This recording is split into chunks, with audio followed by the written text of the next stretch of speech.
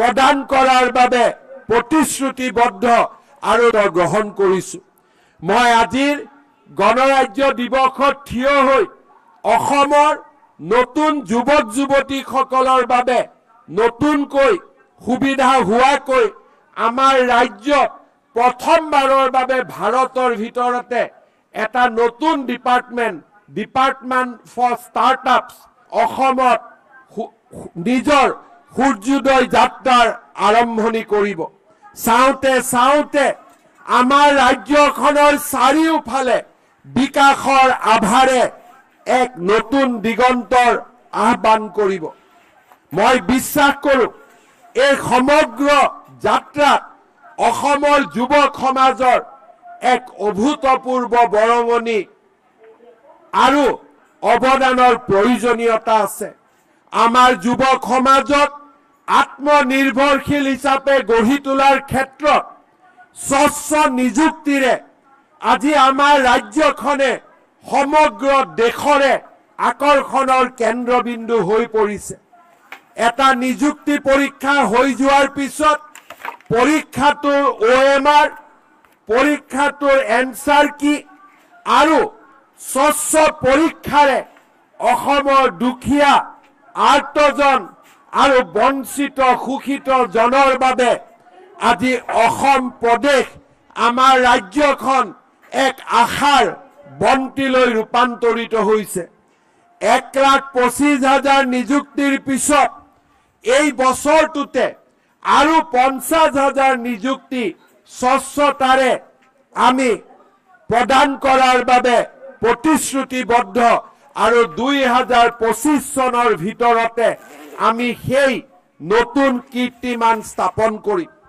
যিসকলে চৰকাৰী চাকৰিৰ পৰিৱৰ্তে উদ্যোগীকৰণ আৰু আত্মনিৰ্ভৰশীলতাক আদৰি লৈছে তেওঁলোকৰ বাবে 2 লাখ টকাকৈ ঋণ আৰু সাহায্যৰে আমি 2 লাখ যুৱকক আত্মনিৰ্ভৰ অসমৰ পথ প্ৰদৰ্শক হিচাপে নিৰ্মাণ কৰিব বিচাৰিছো। এই বছৰত বিগত বছৰত 25,000 যুৱকক এনে সুবিধা প্ৰদান কৰাৰ পিছত এই বছৰত আমি আৰু 75,000 যুৱকলৈ 2 লাখ টকাকৈ আগবঢ়োৱাৰ বাবে সিদ্ধান্ত গ্ৰহণ কৰিছো।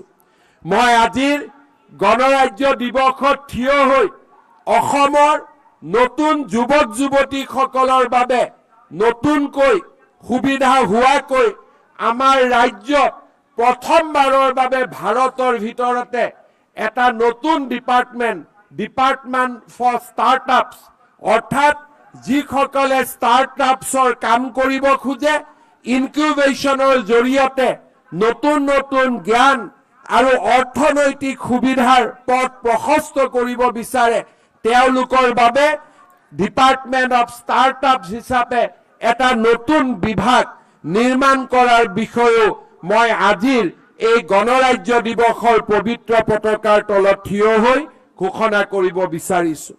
নাৰীৰ উদ্যমিতা অসমৰ 30 লাখ মহিলাক লাখপতি বা আমি তেওঁলোকক লাখপতিতকৈ আগুৱাই গৈ মিলিয়নাৰ বাইদেউ হিচাপে নিৰ্মাণ কৰাৰ এক সুচিন্তিত পৰিকল্পনাৰে আগবাঢ়িছো।